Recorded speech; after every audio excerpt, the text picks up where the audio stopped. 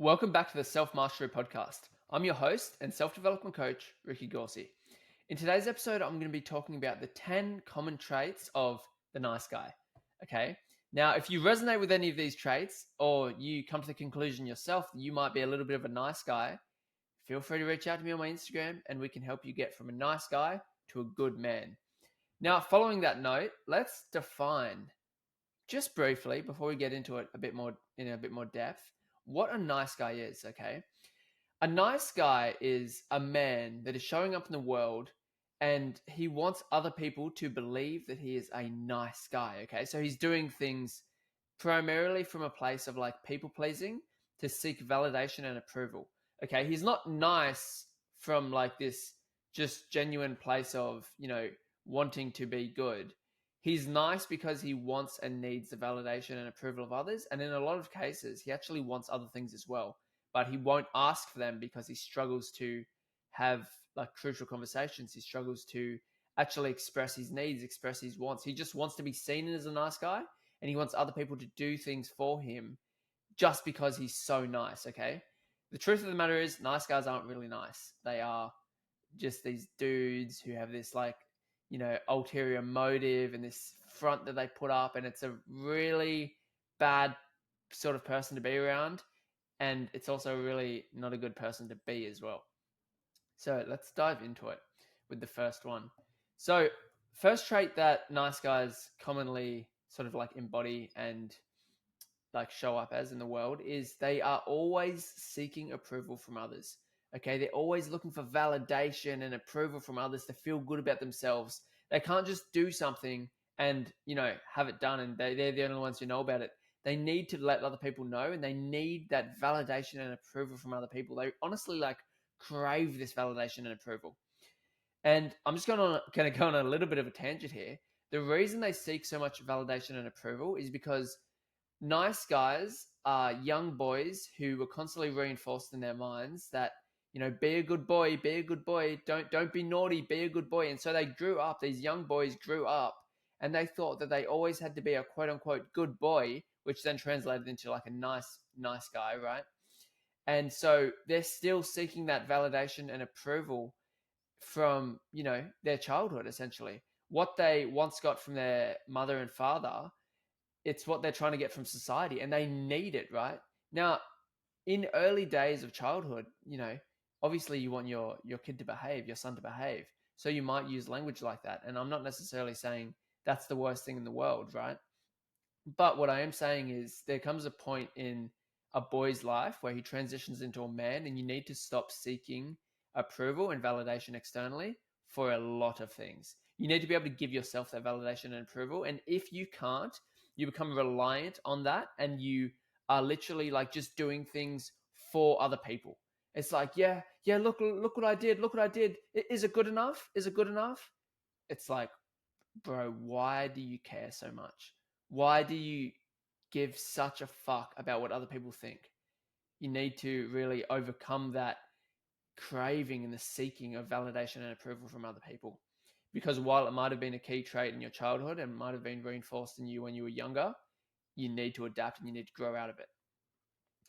Okay, the second thing that nice guys do is they avoid conflict. Okay, they go out of their way to prevent any form of conflict, whether it be like a disagreement, just a hard conversation, or something that just needs to be brought up. Okay, they do this oftentimes at the expense of their own needs. Okay, so I'm not out here promoting conflict. I'm not saying start arguments and do all sorts of things like this, but I think everyone knows that oftentimes there's going to have to be times where you have to have hard conversations, and the crucial conversations need to be had. And that includes a degree of conflict within that. Now, without that crucial conversation, without that sort of like degree of controlled conflict, you're just walking around and you're essentially betraying yourself because you can't speak what's going on internally. You can't have the conversations with people, that you need to be able to set the boundaries and actually have that necessary conflict to come to a resolution. A lot of the times nice guys, they can't do this because they feel like their needs and their wants don't really matter. And so they're like, oh, don't worry about it, I'll just do whatever they want me to do, and I'll just people please, and I'll just It's all about other people. It's all about other people. I can't be seen like I want or need anything. That would make me not a nice guy. Not true. Having your needs and having your wants is a completely normal thing, and it's a very healthy thing. And then to actually express that, even if that means risking some form of conflict, that's completely normal and it's completely okay as well. Okay, the third thing that nice guys often do is they hide their true feelings. Okay, so they suppress emotions, especially anger, to maintain this facade of niceness. They want to always be seen as a nice guy who's, he's never got anything wrong with him and he's all good and he's absolutely perfect and this. And it's just not the case. It's just not reality, right? This is the human experience. We all have the whole, array of human emotions: anger, sadness, guilt, fear, shame. We have all these emotions. And to put a front up like we're not going to have these emotions and we don't have these true feelings within us, not only does it do a disservice to ourselves, but it also does a disservice to everyone around us, because they don't know what we're experiencing. And if we're suppressing and repressing these true emotions we're experiencing internally, you're going to do yourself a lot of harm, right? Suppressed and repressed emotions cause dis-ease within the body. It literally causes havoc on your body, like on all dimensions: physical, like spiritual, emotional, all dimensions. But also, these emotions, they aren't just going to go away. They're actually going to surface and they're going to show up through like passive aggressiveness and stuff like this, especially anger, right? Nice guys have a tendency to not express and communicate their anger, and they sort of suppress it and push it down because they think it's bad. It clashes with their identity, right? Now, this anger doesn't just go away. It's going to show up in passive aggressiveness, right? We all know the guy who's, been in the kitchen and he's like slamming cupboard doors and kicking his feet around and, maybe just like sighing like when they walk past you, and it's like, is there an issue? And they're like, no issue. And it's like, well, it awfully seems like there's an issue. You're slamming cupboard doors, you're doing all this stuff. It's like passive aggressiveness. You're expressing your anger, you're expressing the emotion of anger in the form of covert communication. Like you're expressing it, but you're not being direct about it. And you're doing these things because you want me to know on an unconscious level that you're angry, but you don't have the guts to be able to actually voice that to me because you're scared of conflict.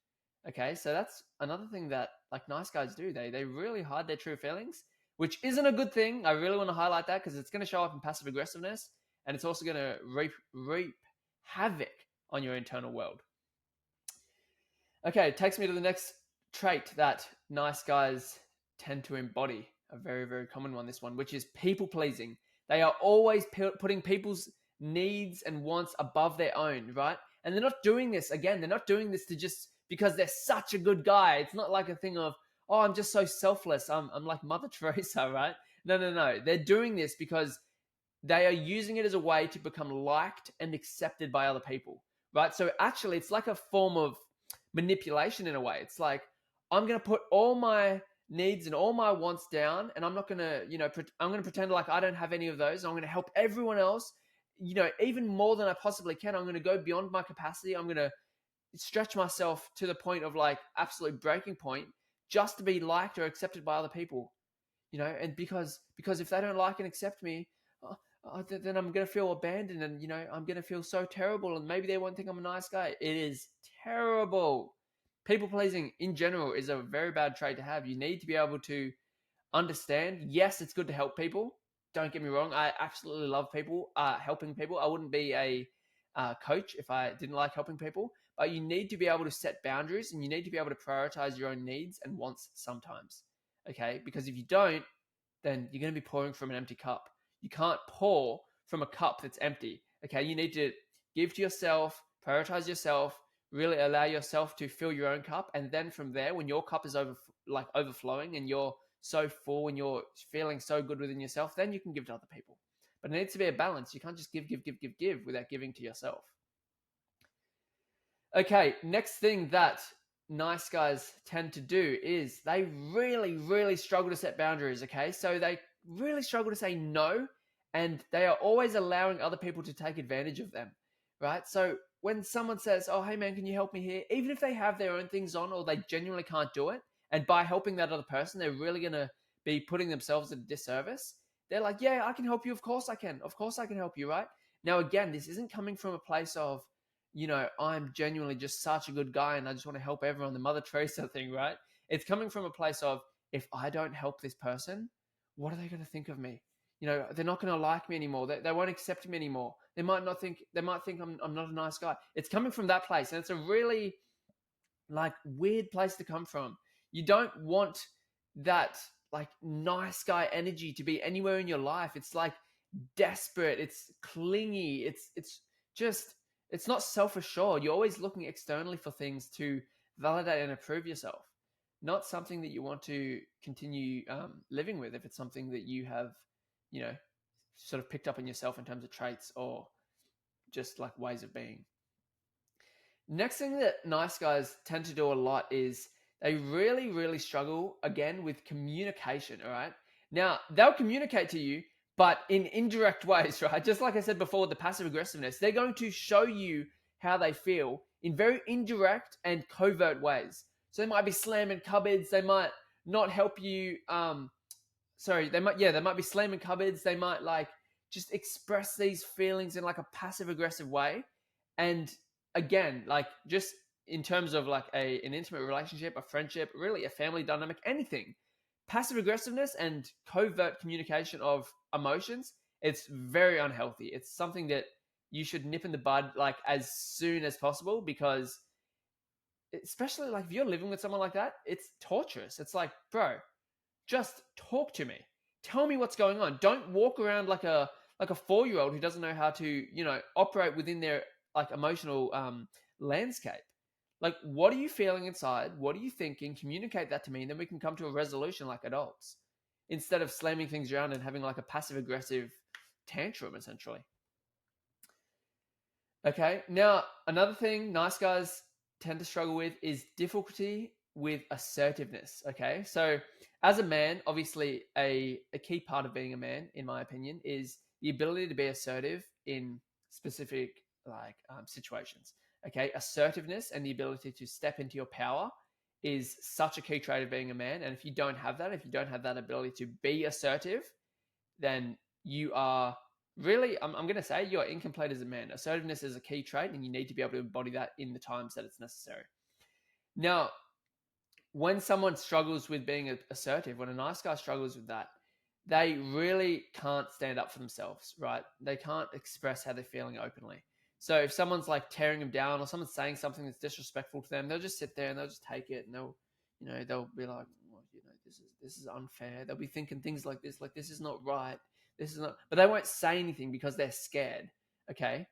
They're scared of conflict, and also they're scared of the people that they're talking to directly, and also maybe even the people around them in like a social setting, that they won't be liked or accepted anymore. They can't not be seen as this nice guy. All right.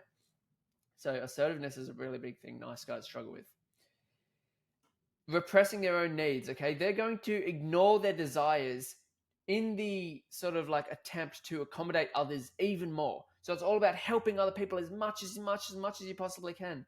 And they're pushing down their own needs and pushing down their own wants, and they're only doing a disservice to themselves, and they're allowing other people to use and abuse them, right? I have a really good saying that I love when it comes to like people pleasing and prioritizing yourself and stuff like that. And that is, the givers need to have limits because the takers have none. Okay, I'm going to repeat that because it's so fucking powerful. The givers need to have limits because the takers have none. If you're the sort of person who finds yourself with, some people pleasing tendencies, and you really struggle to say no, and you might exhibit some of the other nice guy traits and things like this, understand that you as a man or a woman, these traits can also show up in women. You need to be able to put limits on your giving, because the people who are taking, a lot of the time, they're going to have none. And when people get the gist that you have no limits in terms of your giving, they take advantage of that, and they say, take, right? They don't care about, maybe I should reciprocate this energy. Maybe I should help them back. Some people will, but a lot of people are just going to be like, no, this person's willing to give me all they've got and more, and I'm going to take all they've got and more, and then some more. All right. So you really need to take that into consideration. Fear of rejection. Nice guys are extremely scared of being rejected in any sense. All right. they crave validation, they crave approval, they crave acceptance. So if there's anything that may, put them at risk of being like rejected or just like not accepted, not embraced, not like truly like a part of something, they will not put themselves in that situation because they're so fucking scared deep down of being rejected, and they will avoid all decisions, all actions, all behavior that might lead to disapproval or rejection. And this is going to be a really bad trait as well, because if you're constantly showing up in the world and you're allowing that fear of rejection to control you, and you're allowing this like internal driving force to prevent you from doing certain things, then you're very, very limited, because most things in life have the potential of like rejection of some form, right? Let's say you're on a walk and you see a gorgeous girl that you really want to talk to, you, in most cases, a guy who doesn't have this fear of rejection, in most cases, a guy would just walk up to the girl and start talking to her, right? Maybe form a connection, might get a number, it might go somewhere, right? It might form a beautiful relationship. Now, if you have the fear of rejection, that'll never happen, because, when you're obviously talking to a new woman or just a new person in general, there is that fear of rejection. They might not want to talk. They might not like you. They might not, whatever. They might call you a fucking weirdo, whatever it is. There's that fear of rejection. And a nice guy will never do that, because they cannot stand being rejected. They need that absolute certainty that it's going to be an absolute success, and there's no form of rejection. Also, in terms of like business, like nice guy syndrome can show up in so many areas of life, but business is another one. We just discussed how it can show up in like the dating world and like intimate relationships and stuff like this. Now, in business too, right? Business is a lot of like, there's a lot of risk in business, and there's a lot of rejection, right? If you're listening to this and you own a business, or you've worked in a business, or you understand business dynamics in general, you understand how much rejection is involved to be able to succeed, right? Like if it's like cold DMs, if it's cold emails, if it's cold calls, if it's just approaching people on the street, if it's talking to people, sales calls, in general, pitching your product, whatever it is, there's so much potential for rejection.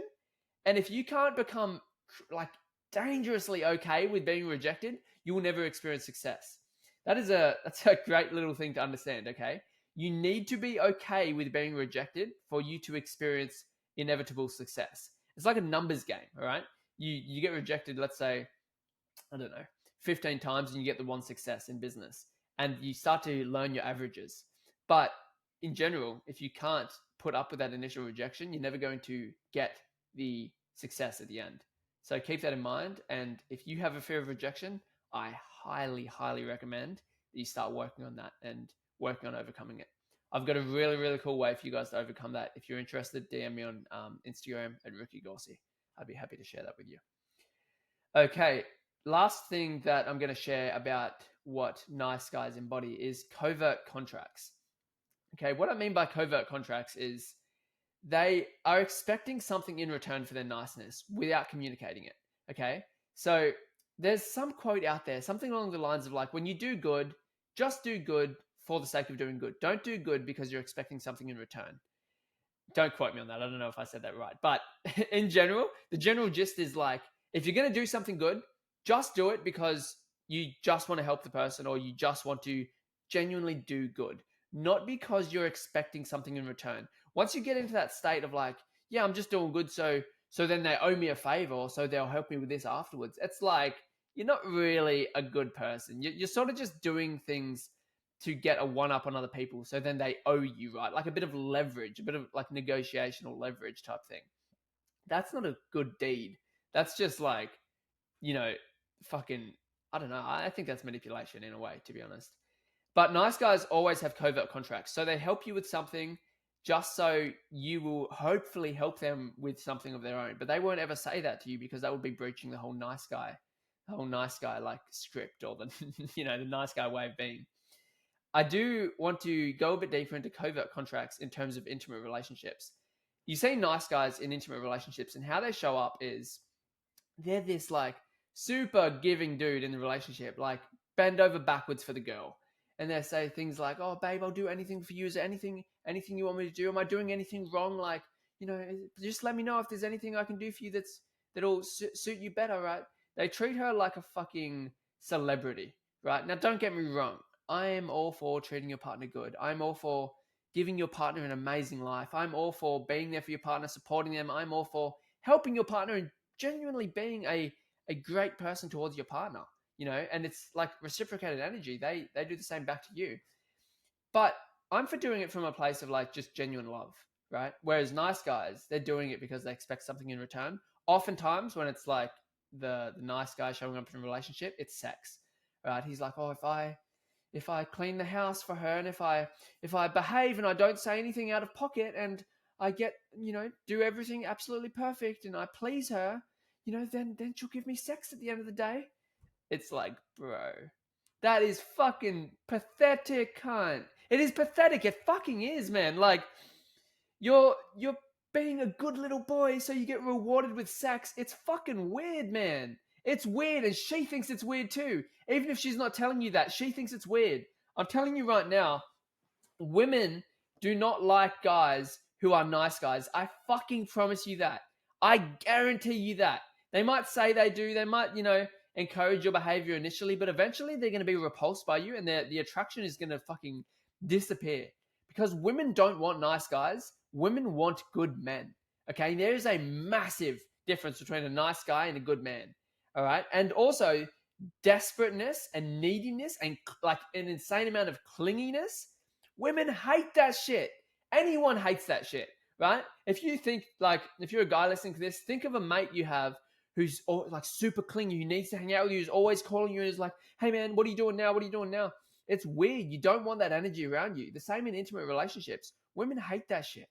So don't be a nice guy. Be a good man in all areas of your life. All right, guys, thank you for listening. I hope you got a ton of value from this episode. I really love this topic, and I'm going to make a few more episodes around this topic because I'm so passionate about it. I think there's so much value and so much transformational growth to be had in men around this topic. So I'm super keen to make those episodes. I hope you guys are super keen for them as well because I'm going to be releasing them soon. I just want to thank you guys for listening. Thank you guys for tuning in. Thank you guys for giving me the time of day. And thank you for trusting me with your growth, trusting me with your development. I absolutely love making these podcasts. They are really, really fun for me, and I love sharing all this stuff. Now, guys, if you are interested in working with me one-on-one or joining my men's self-development community, which is called the Self-Mastery Society, feel free to reach out to me on Instagram, which is Ricky Gauci, RICKY space GAUCI. Look forward to hearing from you on Instagram, and I look forward to seeing you in the next episode. Thanks, guys. Have a great day.